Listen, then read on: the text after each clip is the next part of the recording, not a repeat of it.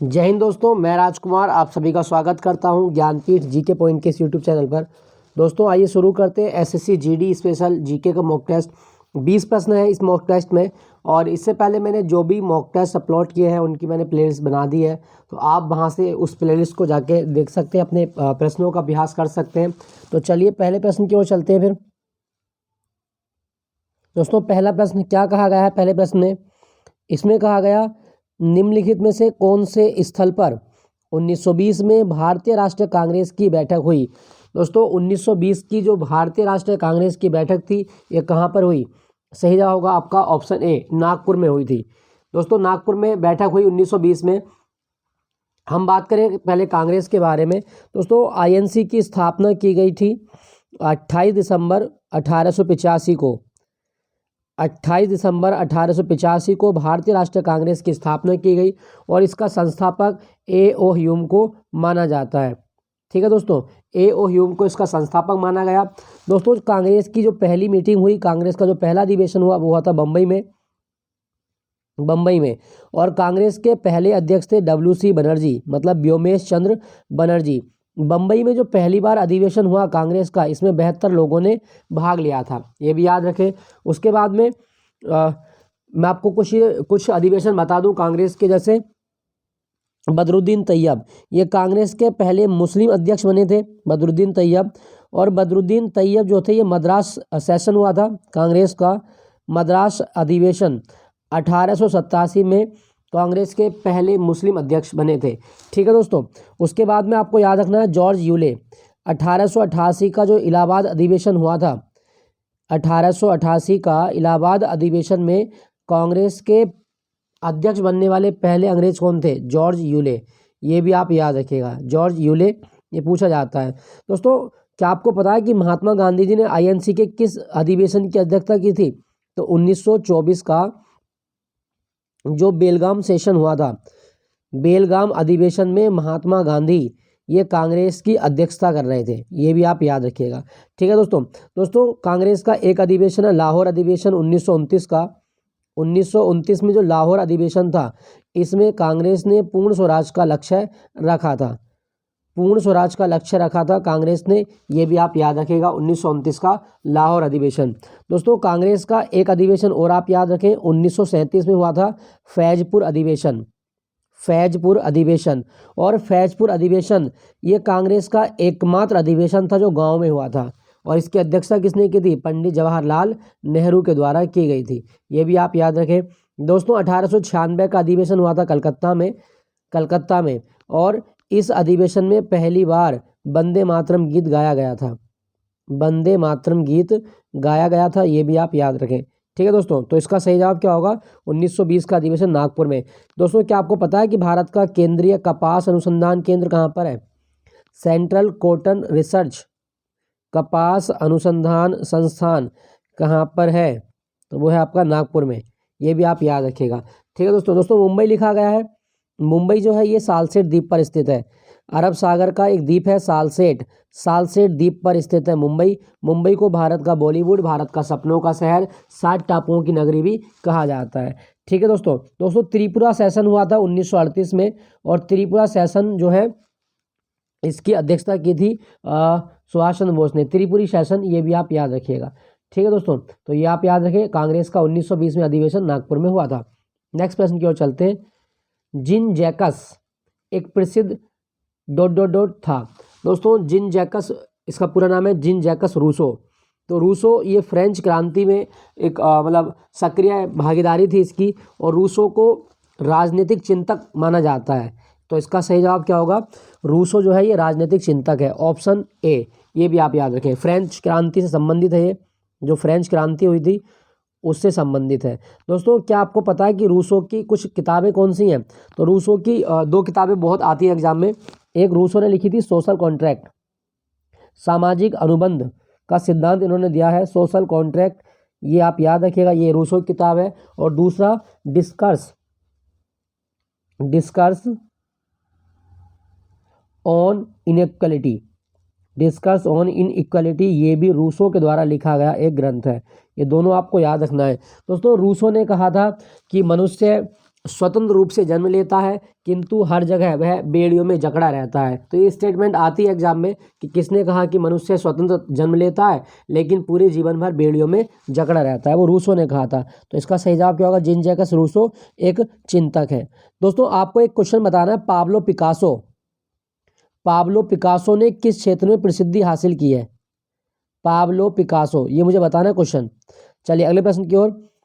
पत्तियों में मौजूद हरा रंग किस नाम से जाना जाता है? दोस्तों पत्तियों का जो हरा रंग है ये किस नाम से जाना जाता है? तो इसका सही जवाब होना चाहिए आपका, वो है आपका ऑप्शन डी, क्लोरोफिल। क्लोरोफिल के कारण पत्तियों का रंग हरा होता है। और दोस्तों क्लोरोफिल जिस भाग में होगा पत्तियों में, मतलब पौधे के, वो भाग हरा होता है, ये भी आप याद रखिएगा। क्लोरोफिल के सेंटर में कौन सी मेटल होती है? तो क्लोरोफिल के जो केंद्र है उसमें मैग्नीशियम धातु पाई जाती है, ये भी आप याद रखें। दोस्तों हम बात करें पत्ती के बारे में, तो पत्तियों को पौधे का किचन हाउस कहा जाता है। ये आप याद रखना कि पौधों का किचन और प्लांट किसे कहा गया है? तो जवाब होगा पत्तियों को पौधे का किचन कहा जाता है। ठीक है दोस्तों पत्तियों में छोटे छोटे रंध्र होते हैं, छोटे छोटे छिद्र होते हैं, इनको स्टोमेटा कहा जाता है। क्या कहा जाता है? स्टोमेटा। और ये जो स्टोमेटा हैं ये गैसियस एक्सचेंज करते हैं, गैसियस एक्सचेंज के लिए जाने जाते हैं स्टोमेटा। मतलब पौधों की पत्तियों में गैसों का विनिमय उनके रंध्रों से होता है और उन रंध्रों को क्या कहा जाता है? स्टोमेटा कहा जाता है। ठीक है दोस्तों एक चीज़ आपको और बता दूं, जो पत्ती है ये नोड के द्वारा तने से चिपकी रहती है। ठीक है दोस्तों, यहाँ पे लिखा गया आपका जाइलम। दोस्तों जाइलम एक प्रकार का मस्कुलर टिश्यू है, संवहनीय ऊतक होता है। और जाइलम का काम है ये जल को कैरी करता है, जड़ से जल को सींचता है और ये पौधे के विभिन्न भागों तक पहुंचाएगा। तो जल को कैरी करने वाला जो ऊतक है वो है आपका जाइलम। और जाइलम की दिशा दो होती है, ऊपर की ओर भी, और जाइलम की दिशा हमेशा ऊपर की ओर होती है, ये आप याद रखना। जाइलम केवल ऊपर की ओर कार्य करता है। इसके बाद में फ्लोएम, ये फूड को कैरी करने का काम करता है। जो स्टार्च बनता है या प्रकाश संश्लेषण में जो भोजन बना उसको कैरी करने का काम करेगा फ्लोएम। और फ्लोएम की दिशा दोनों होती है, ऊपर और नीचे दोनों। तो फ्लोएम ऊतक ये फूड को कैरी करता है, जाइलम जल को कैरी करता है। तो इसका सही जवाब आप याद रखिएगा, पत्तियों का हरा रंग क्लोरोफिल के कारण। नेक्स्ट, तमिलनाडु की प्रख्यात नृत्य शैली कौन सी है? दोस्तों तमिलनाडु की प्रख्यात नृत्य शैली अगर हम इसमें बात करें तो कथक, तो ये उत्तर भारत का है, मेनली यूपी और एमपी राजस्थान में। मोहिनीअट्टम ये केरल का है, मोहिनीअट्टम केरल। कुचिपुड़ी एक गांव का नाम है, आंध्र प्रदेश के कृष्णा जिले में ये गांव है। और भरतनाट्यम, दोस्तों भरतनाट्यम ये तमिलनाडु का है। तो भरतनाट्यम तमिलनाडु का शास्त्रीय नृत्य है। दोस्तों जो भरतनाट्यम है ये भारत का सबसे पुराना शास्त्रीय नृत्य है, ये भी आप याद रखना, भारत का सबसे पुराना शास्त्रीय नृत्य है। ये पूछे कभी आपसे तो आपका जवाब होगा भरतनाट्यम सबसे पुराना है। ठीक है दोस्तों, और भरतनाट्यम का एक नाम अन्य और भी है, वो है आपका सादिर। भरतनाट्यम को सादिर भी कहा जाता है। ठीक है दोस्तों, इसको एक हार्य के रूप में, इसमें लास्य भाव की प्रधानता होती है। तो ये सारी चीज़ें आप याद रखें। अच्छा, जैसे मैं कुछ कलाकारों के नाम बता दूं, जैसे यामिनी कृष्णमूर्ति का संबंध किस नृत्य से है? दोस्तों यामिनी कृष्णमूर्ति ने प्रसिद्धि हासिल की है भरतनाट्यम में। और रुक्मणी देवी अरुंडेल ये राज्यसभा में मनोनीत होने वाली पहली महिला है। रुक्मणी देवी अरुंडेल भरतनाट्यम करती है। और उसके बाद में अलारमेल बल्ली, ये भी मल्लिका साराभाई है। बाला सरस्वती है।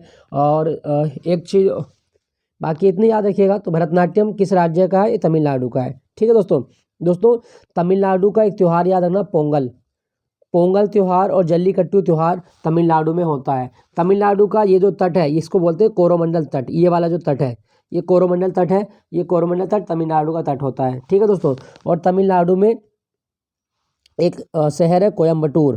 दोस्तों कोयम्बटूर को दक्षिण भारत का मैनचेस्टर कहा जाता है, ये तमिलनाडु का शहर है, याद रखना।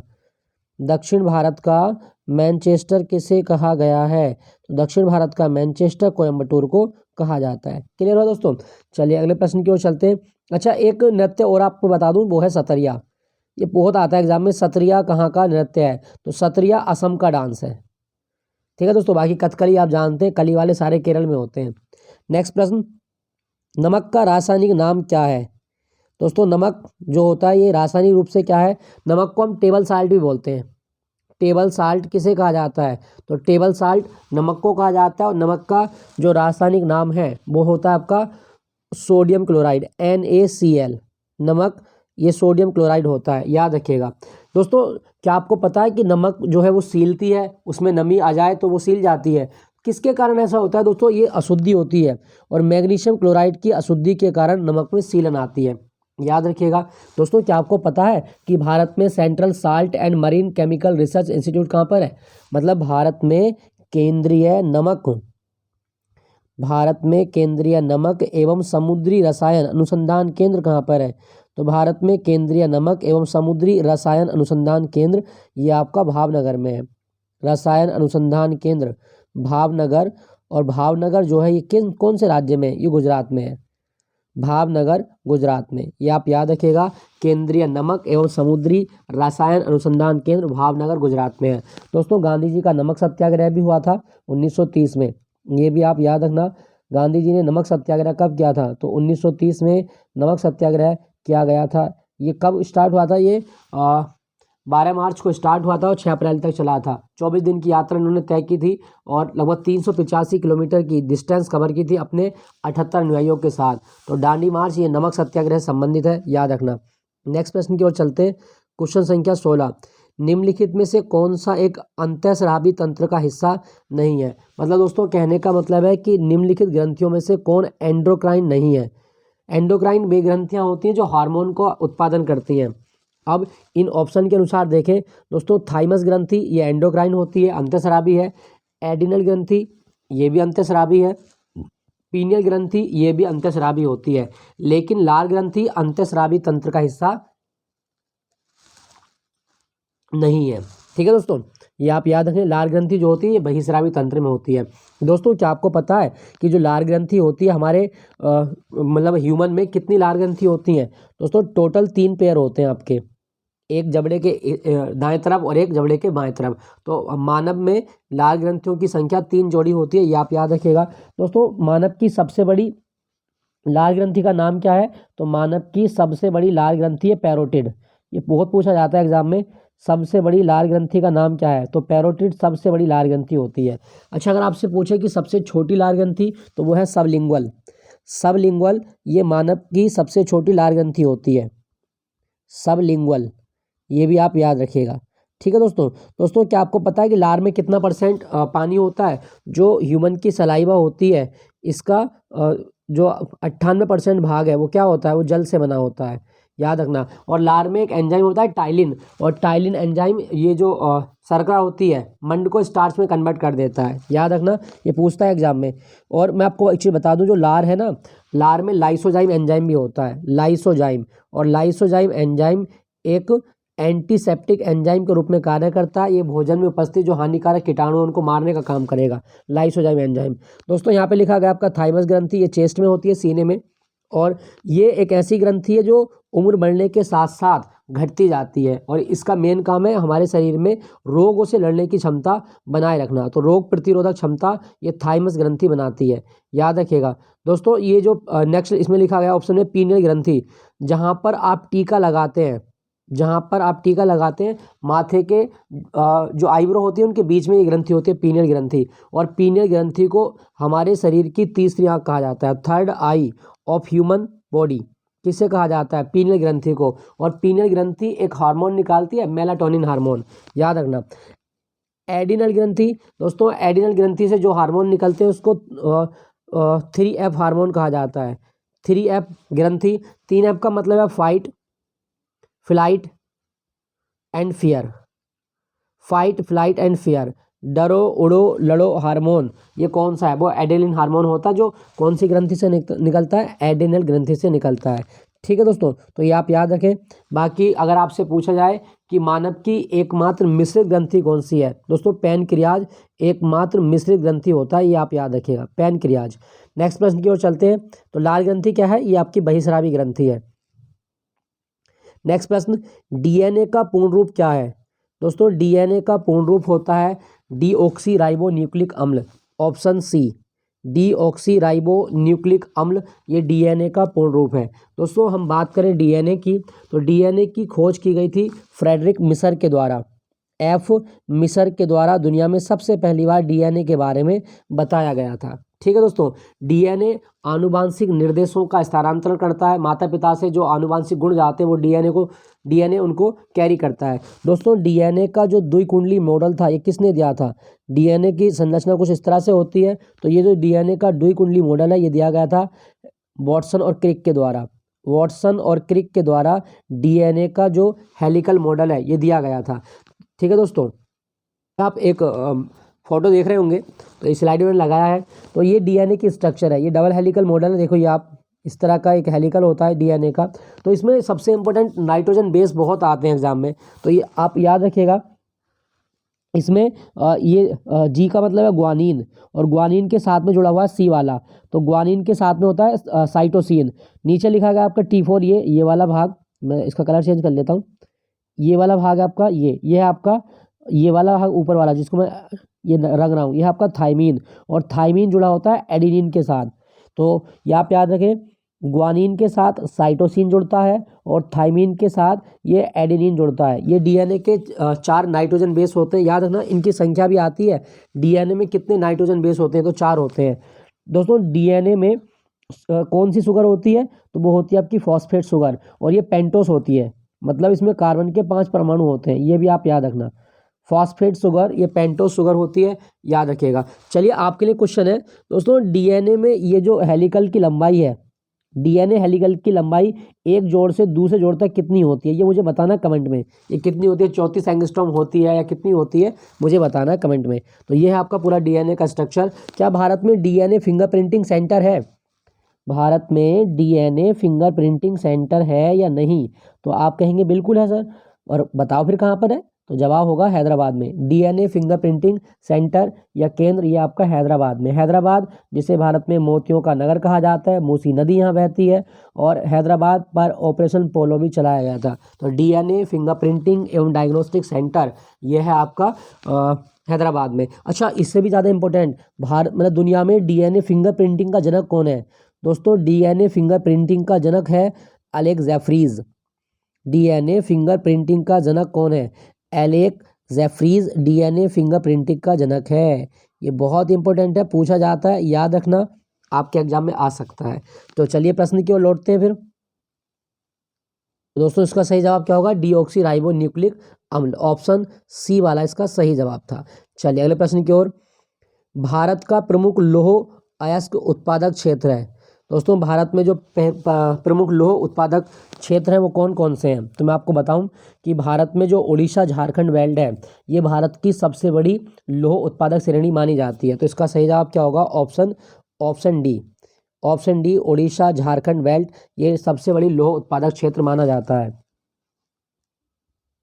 दोस्तों यहाँ पे आप एक मैप देखें, ये जो पूरा आपको रेड कलर में आपको त्रिभुज बनाता हुआ दिखाया गया, ये भारत में लौह उत्पादक क्षेत्र है। जैसे कौन कौन से लौह उत्पादक क्षेत्र हैं दोस्तों, यहाँ देखें सबसे पहले राइट में, ये है आपकी उड़ीसा छत्तीसगढ़ बेल्ट, ये वाली जो है ये उड़ीसा छत्तीसगढ़ वाली बेल्ट है।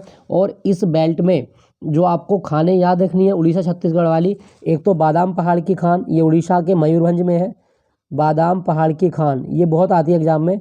और दूसरा है आपका इसी बेल्ट में, वो है आपका गुआ और नुआमुंडी की खान, गुआ व नुआमुंडी की खान, और ये दोनों खाने वो हैं आपकी झारखंड में, गुआ व नुआमुंडी की खान झारखंड में, दोनों आप याद रखें। दोस्तों यहाँ पे नीचे आते हैं हम, ये वाला भाग ये आपका कर्नाटक वाला भाग है, और कर्नाटक चिकमंगलुरु जो बेल्ट है इसमें एक खान है वो है आपकी कुंद्रेमुख की खान। कुंद्रेमुख की खान ये लोहे के लिए प्रसिद्ध है कर्नाटक में। दूसरा यहाँ पे आते हैं थोड़ा सा नीचे, ये वाला भाग यहाँ छत्तीसगढ़ दुर्ग बेल्ट जो है, इसमें जो बैलाडिला की खान है, बैलाडिला की खान ये आपकी किसके लिए प्रसिद्ध है? ये भी लोहे के लिए प्रसिद्ध है, छत्तीसगढ़ की खान है बैलाडिला की खान। तो दोस्तों इसका सही जवाब क्या होगा? भारत में लौह उत्पादक क्षेत्र कौन सा है? वो है उड़ीसा झारखंड बेल्ट, याद रखें। दोस्तों लोहे का सबसे प्रमुख अयस्क कौन सा है? वो है आपका मैग्नेटाइट। मैग्नेटाइट जो है इसमें 70% लोहा होता है, मैग्नेटाइट में 70% लोहा मिलता है, आप याद रखना इसके बारे में, ये पूछता है एग्जाम में। ठीक है दोस्तों, चलिए अगले प्रश्न की ओर चलते हैं। निम्नलिखित में से कौन सा पक्षी है जो शांति का प्रतीक है? दोस्तों शांति का प्रतीक जो पक्षी माना जाता है वो है डव, और डव का मतलब होता है सफ़ेद कबूतर। तो कबूतर शांति का प्रतीक है, याद रखना, इसको डव भी कहा जाता है। दोस्तों हम बात करें शांति की, तो 21 सितंबर को हर साल अंतर्राष्ट्रीय शांति दिवस मनाया जाता है। अंतर्राष्ट्रीय शांति दिवस 21 सितंबर को मनाया जाता है, याद रखना। ठीक है दोस्तों, और एक चीज़ मैं आपको और बता दूं, जो जैतून की पत्ती है वो भी शांति का प्रतीक है। दोस्तों यहाँ पे पक्षी लिखा गया है, पक्षियों का अध्ययन क्या कहलाता है? ऑर्निथोलॉजी पक्षियों का अध्ययन कहलाता है, याद रखना इसके बारे में। और भारत में 12 नवंबर को राष्ट्रीय पक्षी दिवस होता है। राष्ट्रीय पक्षी दिवस भारत में कब मनाया जाता है? तो पक्षी दिवस भारत में होता है 12 नवंबर को। ठीक है दोस्तों, और दोस्तों भारत का वर्डमैन कौन है? भारत का वर्डमैन है सलीम अली। भारत का वर्डमैन है सलीम अली, ये भी आप याद रखें, बहुत आता है एग्जाम में ये। Salim Ali Birdman of India कहे जाते हैं। और एक चीज़ मैं आपको और बता दूं, जो पक्षी हैं, पक्षियों का हृदय जो होता है वो 4 चैम्बर में विभक्त होता है। पक्षियों के हृदय में 4 चैम्बर होते हैं। ठीक है दोस्तों, मोर 1963 में भारत का राष्ट्रीय पक्षी बना था, याद रखिएगा। मोर का वैज्ञानिक नाम है पावो क्रिस्टेसस। तो अगले प्रश्न की ओर चलते हैं। जीएसटी का पूरा नाम क्या है? दोस्तों जीएसटी बोले तो गुड्स एंड सर्विसेज टैक्स, तो option A goods and services tax. एक चीज़ आप याद रखिएगा कि भारत जो है, भारत की संसद ने 101वां जो अमेंडमेंट एक्ट है 2016 में, ये 8 सितंबर 2016 को संसद से पारित हुआ था, और इसके द्वारा जीएसटी को संवैधानिक दर्जा दिया गया है। तो 101वां संविधान संशोधन अधिनियम किससे संबंधित है? जीएसटी से संबंधित है। और बिल पूछेगा तो 122वां बिल था। दोस्तों जीएसटी भारत में लागू कब हुई? तो 1 जुलाई 2017 को भारत में जीएसटी लागू की गई, ये भी आप याद रखें। और भारत ने जिस देश का जीएसटी मॉडल लिया वो है कनाडा। और भारत में कौन सी समिति थी जिसकी सिफारिश पर जीएसटी लागू की गई? विजय केलकर समिति की सिफारिश पर जीएसटी को लागू किया गया है, विजय केलकर समिति। और दोस्तों आर्टिकल 279 के तहत जीएसटी परिषद का गठन करता है राष्ट्रपति। इसके तहत जीएसटी परिषद बनी है, ये आप याद रखिएगा। जीएसटी परिषद में कितने सदस्य हैं? 33 सदस्य होते हैं। और जीएसटी परिषद का अध्यक्ष हमेशा भारत का वित्त मंत्री होता है, याद रखिएगा। दोस्तों जीएसटी जो है दुनिया में सबसे पहले फ्रांस ने अपनाई थी। दुनिया में सबसे पहले जीएसटी को लागू करने वाला देश था फ्रांस, याद रखें। जीएसटी कैसा कर है? एक अप्रत्यक्ष कर है, अप्रत्यक्ष कर है जीएसटी। और भारत में जीएसटी संग्रहालय बना है और पणजी में, गोवा की राजधानी में। नेक्स्ट प्रश्न की ओर चलते हैं।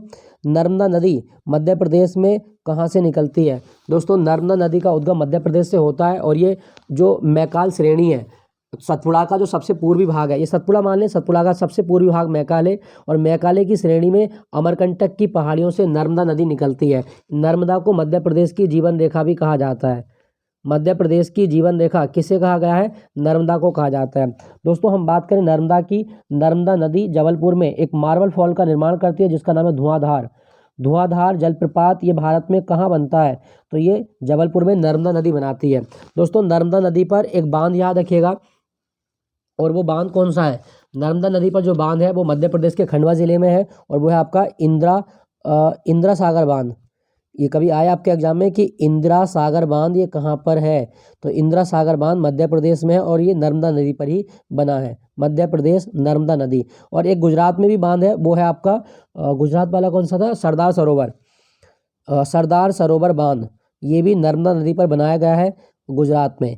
ठीक है दोस्तों नर्मदा नदी ये खंबात की खाड़ी में गिरती है और एस्चुरी बनाती है, पश्चिम की ओर बहती है, याद रखिएगा। चलिए अगले प्रश्न की ओर चलते हैं। चलो कमेंट में लिख के बताइएगा सतपुड़ा की सबसे ऊंची चोटी क्या है? सतपुड़ा की सबसे ऊंची चोटी का नाम बताना है। नेक्स्ट प्रश्न की ओर चलते हैं। मानव शरीर की सबसे लंबी हड्डी कौन सी है? दोस्तों मानव शरीर की सबसे लंबी हड्डी कौन सी है? तो ये हड्डी होती है जांघ में, और इसे कहा जाता है फीमर। फीमर या उरु अस्थि, ये आप याद रखिएगा।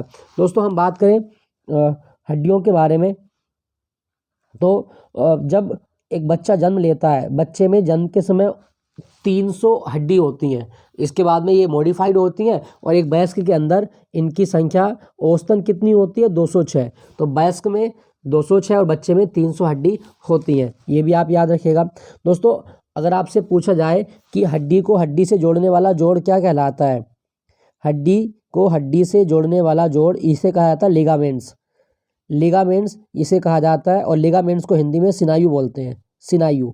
तो तो यहाँ पे याद रखिए, पूछता है कि हड्डी से हड्डी को मिलाने वाला जोड़ क्या कहलाता है, लिगामेंट्स कहलाता है। अगर दोस्तों अगर आपसे पूछा जाए कि हड्डी को मांसपेशी से जोड़ने वाला जोड़ क्या कहलाता है, हड्डी को मांसपेशी से जोड़ने वाला जो जोड़ है वो है टेंडन। हड्डी को मांसपेशी से जोड़ता है टेंडन, और टेंडन को और क्या बोलते हैं हम, टेंडन को बोलते हैं कंडरा। टेंडन को कंडरा भी कहा जाता है। ठीक है दोस्तों एक चीज़ मैं आपको और बताऊं, हड्डियों का अध्ययन क्या है, ऑस्टियोलॉजी। ऑस्टियोलॉजी हड्डियों का अध्ययन होता है, याद रखिएगा। और हमारी हड्डियों में सबसे ज़्यादा जो लवण मिलेगा वो है कैल्शियम फास्फेट। कैल्शियम फास्फेट हमारे हड्डियों में पाया जाने वाला जो लवण है वो सबसे ज़्यादा होता है ये। ठीक है दोस्तों यहाँ पे एक कंकाल पूरा दिखाया हुआ है। तो देखो स्कल है ये आपका, खोपड़ी, उसके बाद में ये आपका वर्टिब्रा है, और ये देखो स्टर्नम हड्डी है। स्टर्नम देखो ये बहुत आता है एग्जाम में, स्टर्नम पसलियों को आपस में जोड़ने वाली, ये लेफ्ट पसली या राइट पसली जो जहाँ पे जोड़ती है वो स्टर्नम होती है। ठीक है दोस्तों। अच्छा, माना में कितनी जोड़ी पसली होती है, तो 12 जोड़ी, मतलब टोटल पसली 24। उसके बाद में ये पेल्विस मतलब कूल्हे की हड्डी है, और उसके बाद में ये रेडियस अल्ना, रेडियस और अल्ना ये हाथ में होती हैं। फीबिया और टीबिया ये दोनों आपकी कहाँ पर होती हैं, ये आपकी पैरों में होती हैं। फीमर देखो ये है फीमर, ये फीमर ये आपकी जांग में होती है। उसके बाद में आपका ह्यूमरस है, ये वाली हड्डी ह्यूमरस। और दोस्तों क्या आपको पता है कि मानव के फेस में कितनी हड्डी होती हैं? आपने गाना सुना होगा, 14वीं का चांद हो या आफ्ताब हो, तो फेस में जो हड्डी होती है वो 14 होती हैं। याद रखना, ये गाने से ही एक क्वेश्चन बन जाता है कि 14वीं का चांद हो या आफ्ताब हो, खुदा की कसम तुम बड़ी लाजवाब हो। तो ये 14 हड्डियां जो हैं वो फेस में होती हैं। ठीक है दोस्तों, याद रखना। चलिए प्रश्न को लौटते हैं। तो मानव शरीर की सबसे लंबी हड्डी है फीमर। अच्छा, सबसे छोटी हड्डी पूछेगा तो वो होती है कान में, स्टेपिस। मानव शरीर की सबसे छोटी हड्डी है आपकी स्टेपिस, और ये कान में होती है। चलिए अगले प्रश्न की ओर। एल्फा कण के ...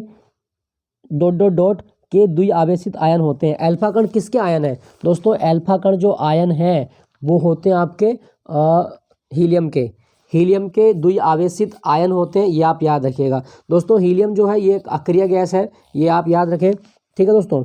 हाइड्रोजन लिखा गया है, दुनिया का सबसे हल्का तत्व हाइड्रोजन है, ये आप याद रखिएगा। और हाइड्रोजन को भविष्य का ईंधन कहा जाता है। फ्यूचर फ्यूल किसे कहा जाता है दोस्तों? फ्यूचर फ्यूल कहा गया है हाइड्रोजन को, याद रखिएगा इसके बारे में। नेक्स्ट प्रश्न, भारतीय संविधान का कौन सा अनुच्छेद सहकारी समितियों के संवर्धन से संबंधित है? दोस्तों भारतीय संविधान में कौन सा अनुच्छेद है जो सहकारी समितियों के संवर्धन से संबंधित है? तो इसका सही जवाब होगा आपका ऑप्शन 43B। 43B दोस्तों 97वां संविधान संशोधन अधिनियम किया गया 2011 में, और 97वें संविधान संशोधन के द्वारा जो सहकारी समिति हैं, सहकारी समितियों को संवैधानिक दर्जा दिया गया और अनुच्छेद 43B जोड़ दिया गया था। ये आप याद रखिएगा, 97वां संविधान संशोधन 2011 सहकारी समिति। ठीक है दोस्तों। तो चलिए अगले प्रश्न की ओर चलते हैं। राजा टोडरमल, राजा टोडरमल ये किसका राजस्व मंत्री है दोस्तों? नो डाउट ये आपको याद होगा, अकबर। अकबर का राजस्व मंत्री है राजा टोडरमल। इसका जन्म उत्तर प्रदेश के सीतापुर गांव जिले में हुआ था। राजा टोडरमल ने जब्ती सिस्टम शुरू किया था, जब्ती सिस्टम या जब्ती प्रणाली। उसके साथ में दहसाला बंदोबस्त इन्होंने शुरू किया था। टोडरमल सिस्टम इन्होंने इंट्रोड्यूस किया था भारत में। तो ये और एक चीज़ आता ना, मतलब अकबर के शासनकाल में या अकबर के दरबार में आने से पहले राजा टोडरमल जो शेरशाह था उसका राजस्व मंत्री होता था। ठीक है दोस्तों यहाँ पे लिखा गया अकबर। अकबर के बारे में एक चीज़ याद रखिएगा कि अकबर को अकबर के काल को मुगल काल का स्वर्ण काल कहा था लेन पूल ने। एक इतिहासकार है लेन पूल, और लेन पूल के द्वारा अकबर के काल को मुगल जो एरा है उसका स्वर्ण काल कहा था।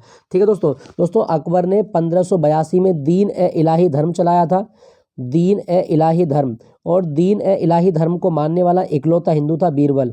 याद रखना, दीन ए इलाही धर्म देवीय एकेश्वरवाद पर आधारित है। इसमें सभी धर्मों की अच्छी अच्छी बातें शामिल की गई थी। इसने इबादत खाने की स्थापना भी की फतेहपुर सीकरी में 1575 ईस्वी में।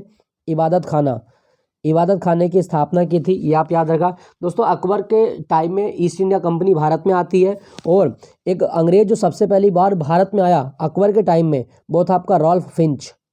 रॉल्फ फिंच ये बहुत इंपॉर्टेंट है, ये अकबर के दरबार में आया था, और ये पहला अंग्रेज था जो अकबर के दरबार में आया था। मतलब मुगलों के दरबार में आने वाला पहला अंग्रेज रॉल्फ फिंच। और ये कौन से जहाज़ से आया था? ये हेक्टर मुनरो जहाज़ से आया था। हेक्टर मुंडो इसका जहाज़ का नाम है, ये आप याद रखिएगा। 1585 में ये अकबर के काल में आया था। और एक चीज़ आपको बता दूं कि अकबर ने सती प्रथा को रोकने का प्रयास किया है। अकबर ने जो जजिया कर था वो समाप्त कर दिया 1564 में। और अकबर ने 1576 ईस्वी में हल्दी घाटी का युद्ध भी लड़ा है। हालांकि अकबर ने नहीं लड़ा था क्योंकि अकबर की सेना का जो नेता था वो मान सिंह कर रहे थे। ठीक है दोस्तों यहाँ पे लिखा गया है शाहजहाँ। शाहजहाँ, इसे खुर्रम कहा जाता था बचपन में। इसकी पत्नी है मुमताज़ महल। मुमताज़ महल जिसका वास्तविक नाम है अर्जुमंद बानो बेगम, और इसकी याद में आगरे का ताजमहल बनवाया था शाहजहाँ ने। शाहजहाँ, इसे प्रिंस ऑफ बिल्डर्स भी कहा जाता है। और इसका जो काल है उसको golden era of Mughal architecture कहा जाता है। मुगल स्थापत्य कला का स्वर्ण काल शाहजहाँ का काल है। ठीक है दोस्तों शाहजहाँ के काल में एक इटली का यात्री आया था मनुची। मनुची किस देश से आया था? तो शाहजहाँ के काल में इटली से आया था मनुची। बाकी बर्नियर और टबर्नियर दोनों आपके एग्जाम में पूछे जाते हैं, तो ये फ्रेंच पर्सन थे जो शाहजहाँ के काल में आए थे। बर्नियर और टबर्नियर दोनों आप याद रखें। शाहजहाँ के काल में आने वाला इटली का यात्री था मनुची, और ये दोनों बर्नियर और टबर्नियर फ्रांस के थे। दोस्तों शाहजहाँ के बारे में एक बिंदु और याद रखिएगा। शाहजहाँ का जो राजकवि है वो है पंडित जगन्नाथ। पंडित जगन्नाथ ये शाहजहाँ के दरबार का राजकवि है। और शाहजहाँ का बेटा है आपका दारा शिकोह। दारा शिकोह जिसने उपनिषदों का फारसी में अनुवाद किया था। सिर अकबर इसे कहा जाता है। शाह बुलंद इकबाल की उपाधि दारा शिकोह को दी गई। तो ये सारी चीज़ें याद रखिएगा। दोस्तों यहाँ पे लिखा गया हुमायूं। हुमायूं जो है ये मुगल वंश का दूसरा राजा है। और हुमायूं ने 1539 में चौसा का युद्ध लड़ा था शेरशाह के साथ में। और 1539 में चौसा का युद्ध हो गया, और 1540 में हुआ था कन्नौज का युद्ध। चौसा का युद्ध 1539 और कन्नौज का युद्ध 1540। हुमायूं दोस्तों, हुमायूं ने दीनपना नगर की स्थापना भी की है। ये दिल्ली में बसाया गया था। गुलबदन बेगम जो है इनकी सिस्टर है, और इन्होंने हुमायूं नामा लिखा है। हुमायूं नामा लिखा गया गुलबदन बेगम के द्वारा। ठीक है दोस्तों, इसकी मृत्यु दीनपना नगर में पुस्तकालय की श्रेणियों से गिरकर हुई थी। हुमायूं की मृत्यु याद रखिएगा।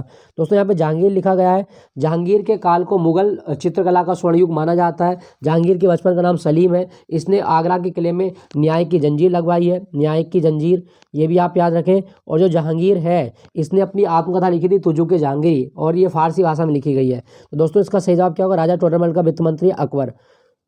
राजा टोडरमल जिसका वित्त मंत्री वो है अकबर, याद रखिएगा। चलिए एक क्वेश्चन बताना, राजा टोडरमल भूलेख संस्थान कहाँ पर है? यूपी में बताना ये कहाँ पर है। नेक्स्ट प्रश्न की ओर, निम्नलिखित में से कौन सा वह साधारण उपकरण है जिसका उपयोग विद्युत परिपथ को वियोजित करने तथा इसे पूर्ण करने के लिए किया जाता है?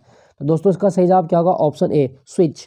स्विच जो होता है विद्युत परिपथ को वियोजित करता है। नेक्स्ट प्रश्न की ओर चलते हैं। नेक्स्ट प्रश्न, पानी के एक अणु में हाइड्रोजन और ऑक्सीजन के द्रव्यमानों का अनुपात कितना होता है? दोस्तों पहले तो आप याद रखें पानी का सूत्र क्या होता है? H2O। अब हाइड्रोजन का परमाणु भार 1 होता है, यहाँ पे 2 परमाणु है तो कितना हो जाएगा? 2। ऑक्सीजन का कितना होता है आपका? 16। तो 2:16, या तो ये मिलेगा या इसको सिंप्लीफाई करेंगे तो 1:8। तो इसका सही जवाब होगा 1:8। तो इसका option B is the right answer. दोस्तों हाइड्रोजन मतलब और ऑक्सीजन जब जुड़ते हैं तो कौन सा बंध बनता है? तो हाइड्रोजन बंध बनता है। तो कभी क्वेश्चन आए कि जल में कौन सा बंध होता है? हाइड्रोजन बंध होता है। जल का क्वथनांक कितना होता है? 100 डिग्री सेल्सियस जल का क्वथनांक होता है, याद रखिएगा। अगले प्रश्न की ओर चलते हैं। नेक्स्ट प्रश्न, संवाद कौमुदी नामक अखबार की स्थापना किसने की थी? दोस्तों संवाद कौमुदी ये राजाराम मोहन राय का अखबार है, और 1821 में इसको शुरू किया गया था, और ये बंगाली भाषा की पत्रिका है। संवाद कौमुदी कौन सी भाषा में प्रकाशित होती थी? बंगाली भाषा में। ठीक है दोस्तों, राजाराम मोहन राय ने 1828 में ब्रह्म समाज की स्थापना भी की है, ये भी आप याद रखें, ब्रह्म समाज। और राजाराम मोहन राय ने सती प्रथा का अंत भी करवाया था 1829 में लॉर्ड विलियम बेंटिक की सहायता से। दोस्तों जो राजाराम मोहन राय ने राजा का टाइटल दिया गया था अकबर द्वितीय के द्वारा, अकबर सेकंड ने इन्हें राजा की उपाधि दी, ये भी आप याद रखें।